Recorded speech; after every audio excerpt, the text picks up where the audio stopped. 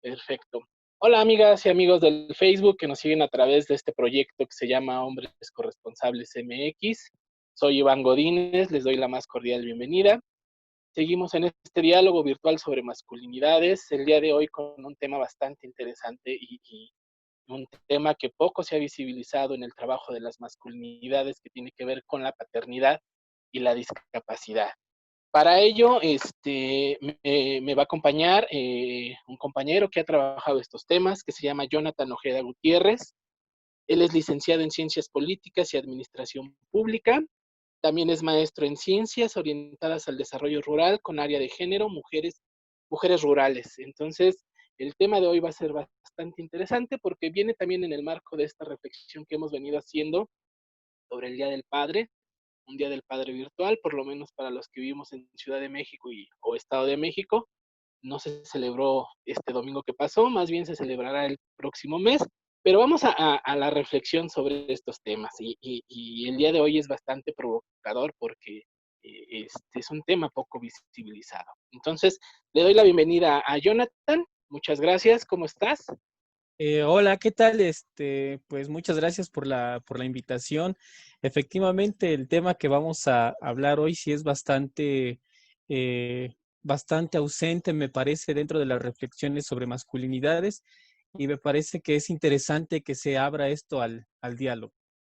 Sí, fíjate, yo de entrada ahí tengo unas observaciones que he venido observando, que he ido viendo también en este sentido de cómo trabajamos ciertos temas. Y hay ciertos temas que están muy como muy ponderados, ¿no? Siempre uno trabaja masculinidades, violencia, paternidades, el afecto, pero poco le entramos a este tema de la discapacidad.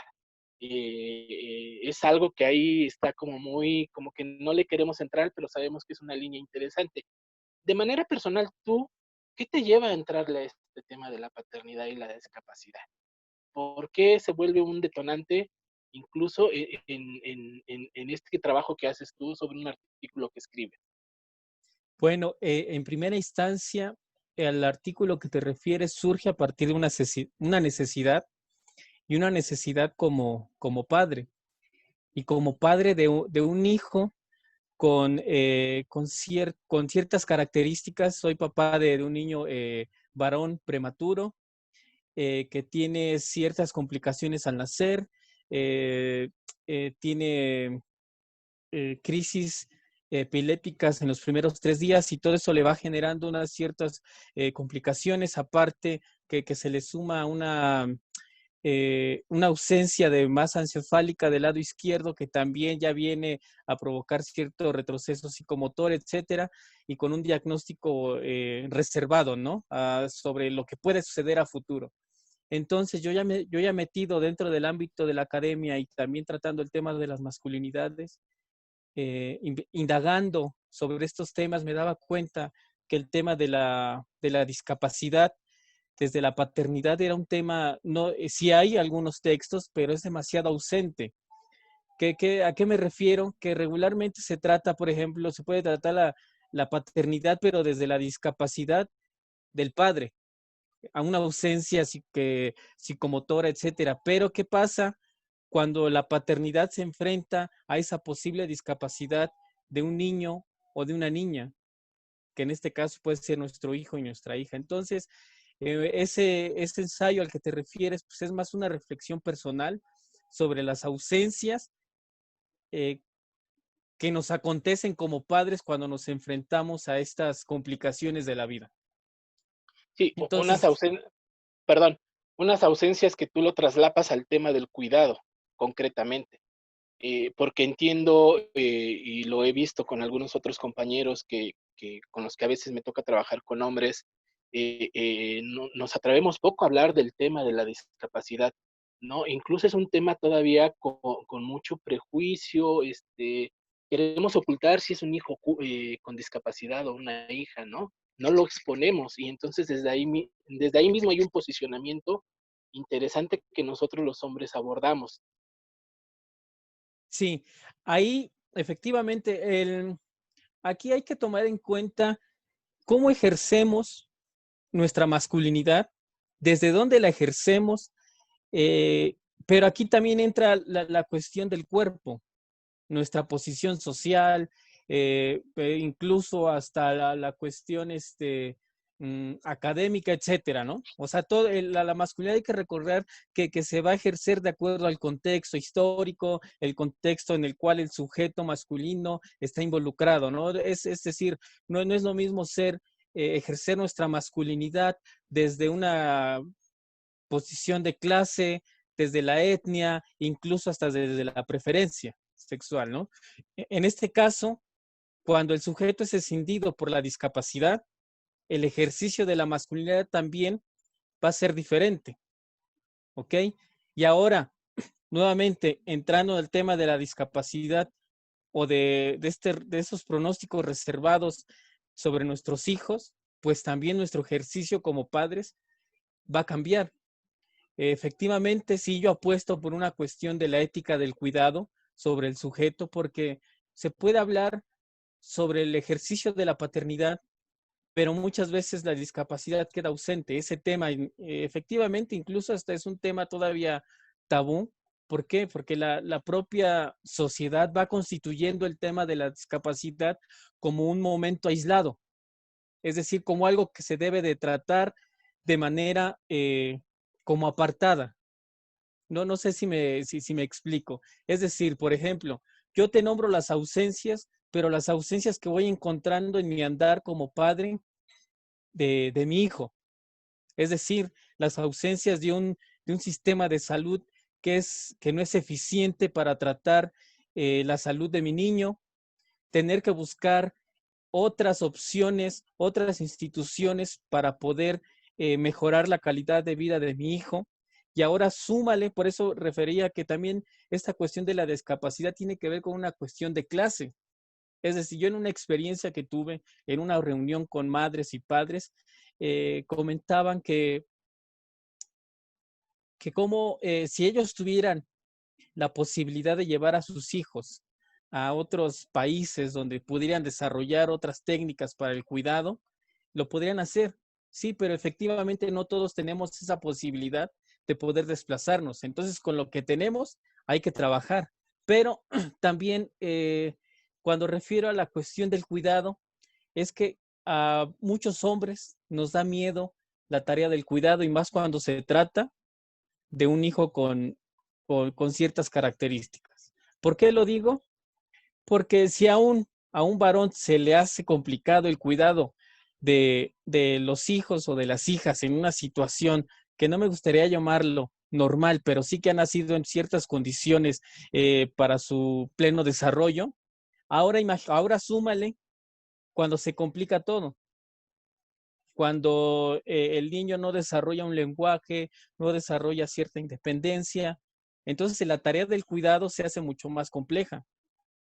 Por eso es más fácil al varón poder ausentarse, es decir, dejar a la madre junto con el niño o la niña y poder emprender otro camino, que este camino sería el de la conformación de otra familia, etcétera. Y pones también de reflexión esta parte de la ética, ¿no? Hasta dónde nosotros, es cierto, es complicado, entrar a las tareas del hogar es complicado, cuidar a un hijo es complicado, una hija es complicado, y si se presenta esta otra variable de la discapacidad, se vuelve complicadísimo, ¿no? Muchos varones terminamos echándonos a correr, diciendo adiós, pero también hay otros varones que se quedan. Y hay otros varones que asumen este compromiso muy, como lo decía, en lo oculto, muy todavía como muy reservado, con las limitantes institucionales de poder acceder a servicios de salud, escuelas, porque creemos que estas poblaciones con discapacidad ya no tienen estos derechos tampoco, ¿no? Entonces, es un gran reto para los hombres, es un gran reto de descolocarnos de esta figura tradicional del ser hombre, pero también es un gran reto afrontar la discapacidad, porque emocionalmente no tenemos herramientas. Sí, efectivamente, mira, el tema creo que de la discapacidad y hablando desde una experiencia totalmente personal, que me parece que el tema de las masculinidades surge a partir de esa reflexión sobre sí mismo. O sea, no podemos hablar de la masculinidad sin hablar del sujeto o del sujeto masculino cómo se coloca frente a la vida. En este sentido, cuando emerge o acontecen estos momentos, o sea, sobre la aparición, el nacimiento de un hijo con ciertas características, pero con estas complicaciones médicas, también se rompe con ese ideal de la paternidad que nos han construido socialmente. Es decir, si nosotros tenemos un ideal masculino, también tenemos un ideal sobre la paternidad. Es decir, eh, dependiendo si es niño o niña, entonces empezamos a construir ya planes de vida para hacia nuestros hijos e hijas y también hacia para nosotros en cómo vamos a llevar ese plan o ese ejercicio de nuestra paternidad. Por ejemplo, enseñarles a andar en bicicleta, enseñarles a leer, acompañarlos a la escuela, etcétera, etcétera.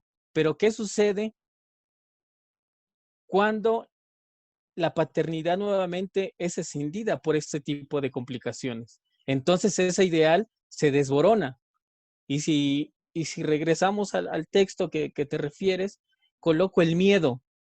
El miedo es el que nos hace huir o quedarnos para poder enfrentar eh, el, no quisiera llamarlo el problema, pero sí el acontecimiento que en ese momento estamos enfrentando. Sí, pasamos de manera personal, pues pasas por todo un proceso, eh, incluso doloroso, porque muchas veces para contener todo eso intentas buscar como otras salidas, como lo comentábamos hace un momento, es la huida o el abandono del padre. Pero en este caso, esa para mí no era una opción. ¿Por qué? Porque tengo un compromiso, no solo con mi pareja, mi compañera, sino también con mi hija. Y al nacer su hermano y al nacer nuestro hijo, pues el plan de vida tiene que ser modificado. Empezar a buscar las estrategias, no solo de relación familiar, sino de acompañamiento hacia el niño. Entonces, por eso hago énfasis que la tarea del cuidado no solo abarca ese acompañamiento dentro del hogar que se pueda referir al cuidado del otro, pero el cuidado del otro en cualquier circunstancia, y en este caso frente a una discapacidad. Oye, Jonathan, y desde tu perspectiva, ¿qué tanto ha ido cambiando esta relación de la paternidad? ¿Cómo la has ido modificando? O sea, me queda claro que estás frente a un escenario totalmente distinto, pero tú, ¿cómo lo has ido afrontando como hombre? Bueno, en primera instancia, hay, hay dos momentos diferentes sobre mi ejercicio como padre o mi ejercicio de la paternidad y de mi masculinidad también. Primera instancia, quien inaugura toda esta aventura de la paternidad es mi hija. Entonces, 2 años estuve con mi niña sin que todavía llegara su hermano, pero cuando llega su hermanito, pues todo cambia. Aquí debo hacer o debo acotar creo que una ventaja, incluso hasta lo podría llamar un privilegio que he tenido al ver crecer a mis dos hijos. En este caso, mi niña que ahorita actualmente tiene 5 y mi niño que tiene 3 años. Digo privilegio porque gracias a la dinámica de trabajo que tengo, que es el de estar haciendo un doctorado en la Universidad de Chapingo y estar dando clases muy cerca de la casa, me ha permitido a mí acompañar a mi niño a todas las terapias, porque mi compañera trabaja.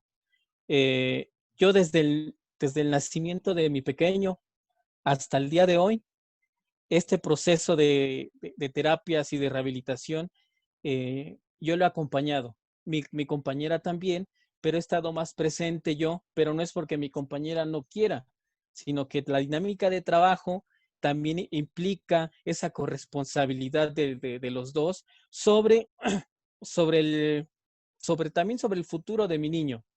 Porque muchas veces, eh, haciendo referencia a esto, sobre cómo he llevado mi paternidad, muchas veces ah, se hacen visiones a futuro sobre los niños, en este caso sobre mi pequeñito, pero yo no puedo pensar en el futuro de mi pequeñito si no actúo en el presente. Y nuestra tarea hacia con él siempre ha sido el día a día, el día con día. Entonces, pues siempre nos levantamos con la idea o con el objetivo de que mi niño progrese poco a poco, que siempre cumplamos una meta por día, no a futuro, sino por día para poder en algún momento poder ver los resultados del trabajo en el presente. Tú planteas este tema de los miedos. ¿Qué miedos tienes en este ejercicio paterno? Bueno, los miedos creo que he ido afrontando de manera individual, pero también de manera colectiva. En el caso con mi compañera, que es una primera instancia, posteriormente con mi niña, que con mi niña también el trato hacia su hermano, enseñarle que su hermano es especial para todos, pero que es especial en el sentido de que es un pequeñito que ha venido a cambiar nuestras vidas y también la de ella, la de mi niña. El miedo, como te digo, sí fue abrumador al enterarnos sobre la situación de mi pequeñito. El primer miedo creo que fue cuando nace, en el momento que los médicos, el personal médico me hace firmar un documento sobre, en caso de complicaciones en el parto, a quién hay que salvar primero. Jamás me había enfrentado a esta situación eh, y decidí optar por salvar a mi compañera. Es algo complicado, pero en ese momento creo que tienes que pensar demasiado bien lo que hay que hacer. Posteriormente, pues ya nace mi pequeño lo que sí nunca me pasó fue el abandono, pero sí el miedo a no saber qué hacer frente a esa situación. ¿Por qué? Mm, Porque yo no, en ningún momento he tenido conciencia sobre los gastos, porque hay que dar cuenta que todo esto requiere un gasto. Entonces, también esto te puede llevar a una profunda crisis económica. ¿Por qué? Porque hay que comprar medicamento, rehabilitación, etcétera, etcétera. Entonces, a veces con mi compañera platicábamos sobre eso. Le digo, mira, yo quisiera ser tan positivo como la gente eh, me lo hace llegar, ¿no? Todos esos comentarios positivos sobre que todo va a salir bien. Digo, pero muchas veces se complica cuando el sujeto se enfrenta al problema, ¿no? Cuando uno se coloca en los zapatos del otro, es cuando uno mira sobre cómo está realmente la situación. Entonces el miedo te invade, pero el miedo sí se puede soportar si estás en compañía en este caso, de mi pareja y de mi familia. Gracias por compartir esto, porque es bien interesante. Yo siempre he trabajado con talleres de hombres y hay tres temas que me parece que son como muy tabús, cuesta trabajo abordarlos, no le queremos entrar, que es el tema de la discapacidad, el tema del duelo, cuando hay duelo en los hijos, y el tema de cuando los hijos se viven desde la diversidad no heteronormada, ¿no? Ujú. Y el tema de la discapacidad sigo creyendo que es un tema todavía que lo seguimos ocultando, ¿no? Incluso todavía el INEGI no preguntaba si había personas con discapacidad en la casa, ¿no? Hoy día ya lo empieza a hacer. O sea, todos estos cambios han ido mejorando. Yo no sé qué tanto tú has visto cambios en la sociedad. La sociedad a veces somos muy crueles, ¿no?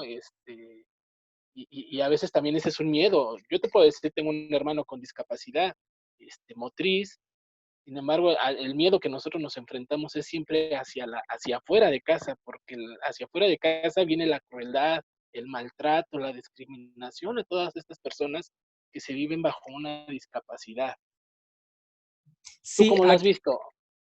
mira, mi experiencia de estos 3 años que hemos acompañado a nuestro niño, como te repito nuevamente, o sea, yo me he enfrentado y yo he acompañado a mi niño la mayor parte del tiempo a a las terapias físicas, ¿no? Todo este trabajo. Y cuando voy a estos centros de rehabilitación, a veces el miedo, o sea, el miedo sigue latente. Y sigue latente porque cuando vas a estos centros de rehabilitación, te enfrentas a todos los posibles panoramas a los cuales puedes llegar. No sé si me explico. O sea, cuando veo regularmente son las madres, cuando veo acompañando a sus niños en una silla de ruedas con una parálisis totalmente permanente, con niños, con niñas que son ya de custodia permanente, con sondas, todo eso, imagínate todo eso cuando vas acompañando a a tu pequeñito, ¿no? O sea, el miedo sigue latente y efectivamente aquí me parece que uno de los problemas es que también hay una estigmatización sobre el sujeto con discapacidad. Y lo digo con discapacidad, ¿por qué? Porque al final, al igual que el género, la discapacidad es una construcción social. Nos han construido como sujetos normales, lo digo entre comillas normales, ¿por qué? Porque a partir de la normalidad es como el sujeto se va a ir desarrollando. Pero ¿qué sucede si ese sujeto es construido de manera anormal? Es decir, que tiene alguna dificultad o una ausencia de alguna intelectual, motriz, etcétera. Entonces, el sujeto va siendo estigmatizado. Sí se va siendo parte del discurso de un sujeto con derechos, pero simplemente es en el discurso. En el accionar es otra cosa. Y si no, y si no me creen, que yo creo que quienes han tenido la experiencia, no solo de tener un hijo o una hija, sino también un propio varón que tiene esa ausencia de alguna facultad, se dará cuenta que también el trato hacia ellos es totalmente distinto. Y nosotros siempre lo hacemos notar más, ¿no? Siempre hacemos esas diferencias. Desde el propio lenguaje podemos decir es que es una persona especial, ¿no? Y ya desde ahí estamos marcando la primera diferencia. Oye, Jonathan, en tu experiencia, más allá de lo personal, tú planteas algunas ideas de poder trabajar con hombres que viven con un hijo o una hija con discapacidad. ¿Qué otras líneas podemos explotar para trabajar desde las masculinidades estos temas de la discapacidad? Bueno, que en primera instancia creo que es visibilizar el tema, y visibilizarlo, a dar cuenta de que es parte también de este umbral sobre el tema de las masculinidades, aunque también hay que reconocer que el estudio, las reflexiones sobre las masculinidades, pues todavía está en construcción, ¿no? Entonces, me parece que estos temas son fundamentales que que se vayan visibilizando, porque también forman parte del ejercicio de nuestra masculinidad. Porque nuevamente te lo repito, o sea, el sujeto, de acuerdo a lo que le esté aconteciendo, es como va a vivir su masculinidad. La cuestión de clase, etnia, preferencia sexual, e incluso desde la discapacidad. Y cuando un varón eh, está en en esta situación de vida desde una discapacidad, su ejercicio de masculinidad también va a cambiar, también incluso el de la paternidad. Entonces, si visibilizamos esos temas o la discapacidad como tema de reflexión dentro de las masculinidades, me parece que vamos a cambiar el espectro, porque tú referías regularmente cuando se estudian las masculinidades, y es también lo que yo he visto, ok, se trabaja el tema de la paternidad, pero desde los afectos, la relación con el hijo, pero ¿quién es ese hijo? ¿En qué condiciones está ese hijo? ¿O en qué condiciones está ese padre? Hay que contextualizar, porque entonces lo único que estamos abordando son esas familias que incluso el propio sistema patriarcal está normando. O sea, esta sí es una familia y esta sí es una familia, pero tiene estas dificultades. No, también esta es una forma de familia. Pero entonces, creo que principalmente es visibilizar el tema de la discapacidad para poder ampliar el espectro sobre las reflexiones. Y trabajar también sobre esta idea de muchas veces cuando hacemos talleres de paternidades o trabajamos los temas de paternidad, caemos mucho en el discurso de la romantización de la paternidad, ¿no? Y está Ujú. este lado B, que también hay otros padres que se viven desde otras lógicas, que a lo mejor están presentes con un hijo discapacitado, pero para ellos estar presente es estar 10 horas trabajando, generando recursos para poder pagar medicinas, taxis, traslados, etcétera, etcétera. O sea, y no visualizamos, no contextualizamos, y por lo que suele suceder cuando he estado con trabajo con hombres, es que estos hombres, pues en realidad no exponen sus casos, no exponen sus vivencias, porque hay una hegemonía del discurso romántico de la paternidad es esto, y hay como un ABC y uno lo va siguiendo y lo va cumpliendo, pero hay otras realidades, ¿no? Sí, efectivamente, porque como lo mencionaba hace un rato, o sea, también se rompe con el ideal de la paternidad, ¿ok? O sea, vamos, a mi niño no le puedo enseñar a jugar fútbol, a mi niña no la puedo traer en bicicleta. Entonces, mi ejercicio de paternidad está orientada a, como tú lo mencionaste hace un momento, a ser doblemente proveedor, no solamente de la familia, sino también de los gastos médicos que vienen, que acompañan a mi hijo o a mi hija, que ese también es un problema. ¿Por qué? Porque también se va a escuchar demasiado negativo o pesimista, pero al parecer el sistema capitalista también se aprovecha de esto, ¿ok? Porque tú lo acabas de decir, bueno, es que el varón tiene que trabajar más de 10 o 12 horas para poder sustentar el gasto del taxi, terapias, citas médicas, etcétera, etcétera. Entonces, sigue siendo un padre ausente. Aunque él quisiera estar ahí, sigue siendo un padre ausente. Quienes hemos tenido la fortuna de acompañar a nuestros niños o a nuestras niñas, pues también damos cuenta de cómo se maneja el tema de la discapacidad y por eso caemos nuevamente que la tarea del cuidado al parecer nos ha enseñado que es exclusiva de las mujeres. Entonces, por eso también apuesto a esa ética del cuidado. Sí, porque también estas relaciones transforman totalmente. Y ese es algo que es un tema pendiente que tenemos los varones, ¿no? Entrarle al cuidado. Algunos siempre justificamos es que no hay tiempo, es que no lo sabemos hacer, es que ellas lo saben hacer perfectamente, y siempre caemos en esta justificación muy masculina, ¿no? Muy de la lógica masculina. Sí, y también ahí hay que tener cuidado en el sentido de que, pues, por ejemplo, se habla del tema de las nuevas masculinidades, que creo que también hay que tomar o colocarlas entre comillas, porque también sirve como una especie de escudo para poder, como tú mismo lo dices, poder escudarnos.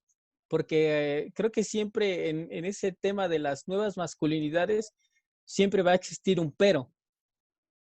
O sea, por ejemplo, no soy machista, pero, o por ejemplo, vamos tan solo en la repartición de las tareas del hogar. Ok, si el varón ya empieza a entrarle, pero yo no lavo el baño, pero yo no cambio el pañal del bebé, pero, etcétera, ¿no? Entonces, que me parece que hay que tomar con delicadeza ese tema, porque también, o sea, las brechas generacionales, pues sí nos van marcando pautas, pero también hay otros elementos que siguen quedándose. ¿Por qué? Porque a veces, al parecer, eso atenta contra nuestra hombría, virilidad, etcétera. O sea, no el hecho de que estemos ya reflexionando respecto a los temas y que al parecer a otros compañeros ya les está cayendo el 20, pero también hay que tener reservas y ser cuidadosos. Entonces necesitamos ser, creo que más críticos y reflexivos. Perfecto. Oye, Jonathan, para ir cerrando, ¿estás haciendo tu doctorado? ¿Sigues con el mismo tema? ¿Sigues con las masculinidades, la discapacidad o estás cambiando tu... Eh, bueno, de manera breve, yo desde la licenciatura empecé a trabajar los temas de género, pero ya en maestría hice una estancia de investigación en Colombia y ahí me encuentro con mi gran amigo Javier Omar del colectivo Hombres y Masculinidades, que curiosamente lo encontré totalmente aparte de la universidad, lo encontré en otro contexto porque mi amigo es pedagogo y está dentro de la dinámica de la educación popular. Entonces mis meses de estancia en Colombia me abrieron los ojos respecto al tema y paradójicamente en una plática con Javier Omar charlábamos sobre la discapacidad y la masculinidad y que un varón le preguntó, dice, bueno, ¿y nuestra masculinidad dónde queda? Como sujetos con discapacidad. Y argumentábamos, bueno, creo que es un tema que necesita abrirse y por cuestiones de la vida, pues ahora con la cuestión de mi niño, pues me puso ahora en estos temas. Ahora en la cuestión del doctorado, estoy trabajando el tema de la masculinidad, pero desde una mirada libertaria, que idea que traigo del colectivo para asumir que la masculinidad también tiene que ver con la libertad, que necesitamos romper con estos grilletes que nos sujetan a ejercer una masculinidad hegemónica y que difícilmente la queremos soltar, porque es muy difícil ceder el poder. Creo que si empezamos a ejercer una masculinidad libre de prejuicios, podemos llevar a buen puerto todo esto. Sobre el tema de la discapacidad, creo que es un tema que quiero seguir profundizando y que lo estoy dejando para una estancia postdoctoral que espero se me brinde la oportunidad porque creo que es un tema bastante interesante y más porque es un tema que también está trascendiendo en mí como varón y como padre. Pues a mí me da gusto escucharte. Me parece que el poner el tema de la discapacidad ya es un avance, ¿no? Académicamente, ya lo decías tú, es un tema que poco se aborda, socialmente es poco valorizado y entonces me parece que es muy importante el aporte que tú haces a este tema y anclarlo a la paternidad y la experiencia que estás viviendo, me parece que es digno de seguir leyéndote, seguirte la ruta, porque es muy importante el trabajo que aportas. Bueno, pues muchas gracias. Como te lo decía hace un momento, gracias por atreverte a leerme y espero que otros compañeros que están trabajando el tema de las masculinidades, pues también le entren, no solo en la cuestión académica, sino que también la tarea que tú haces de hacer los círculos con varones, etcétera, que es un tema que necesita ser visibilizado, tanto del varón que la vive de manera personal en su cuerpo, como el varón que la vive acompañando a su niño o a su niña. Es un trabajo complicado, sí, porque necesitamos eh, eh, evadir obstáculos, pero no es una tarea imposible. Perfecto. Oye, Jonathan, ¿dónde te pueden contactar para saber un poquito más de lo que estás escribiendo sobre estos temas? ¿Dónde te pueden Eh, contactar? bueno, yo aparezco en Facebook como Jonathan Ojeda y pues pueden googlear y ahí hay algunos textos que he escrito sobre masculinidades, que he trabajado regularmente el tema de la ética, más una reflexión de las masculinidades desde la ética, que me parece que es un tema central en las reflexiones sobre masculinidades. Ahí, hacia allá debemos apostarle. ¿Por qué? Porque el pensar las masculinidades de una mirada crítica también implica la creación o reelaboración de un proyecto ético y político. Perfecto. Y veo que también tienes el gusto por la música. ¿Tienes banda o qué tienes? Sí, con mi hermano llevamos casi 20 años tocando en un grupo de rock y también pues ha servido como un medio de contención para sacar todo aquello que, pues de lo que no estamos de acuerdo, ¿no? Y también sirve como una catarsis para poder liberarse de toda esta cotidianidad que a veces abruma, pero que en la música hemos encontrado una válvula de escape y por eso creo que es una de las razones por las cuales no la dejamos y también porque pues al tocar con mi hermano, con mi propia sangre, pues nos une más como hermanos y también como familia porque ensayamos en la casa de mis padres y pues el tan solo el ir a ensayar implica ver a mi mamá, ver a mi papá y vernos ensayar. Yo creo que para ellos es gratificante porque yo creo que todavía nos siguen viendo como sus niños que están jugando a hacer música. Perfecto. Pues muchas gracias, Jonathan. Esperamos que el puente de diálogo siga. En algún otro momento podamos seguir platicando contigo sobre estos temas, otros más que tengan que ver con las masculinidades, pero el chiste es, me tenía el interés de poder visibilizar tu tema de trabajo y que está en el marco de esto del Día del Padre para también invitarles a reflexionar a otros hombres. Bueno, pues muchas gracias por la invitación. Te agradezco bastante por darme la oportunidad de poder compartir mi experiencia, mi palabra y también para dar a entender que es necesario visibilizar estos temas. Si queremos profundizar, si queremos dejar una huella epistemológica dentro de las reflexiones sobre masculinidades, necesitamos reflexionar sobre la vida diaria, que es ahí donde acontece y donde surge el conocimiento. Pues muchas gracias, Jonathan. Y gracias a ustedes, amigos, amigas, que nos siguen a través de este proyecto. Si les gusta el video, compártanlo, comenten, estaremos ahí también haciendo algunas anotaciones. Jonathan también está como parte de los amigos de este proyecto de hombres corresponsables, también a lo mejor puede contestar y lo pueden ubicar desde ahí también. Jonathan, que estés bien y que esté bien tu familia. Muchas gracias, hasta luego. Que estés bien.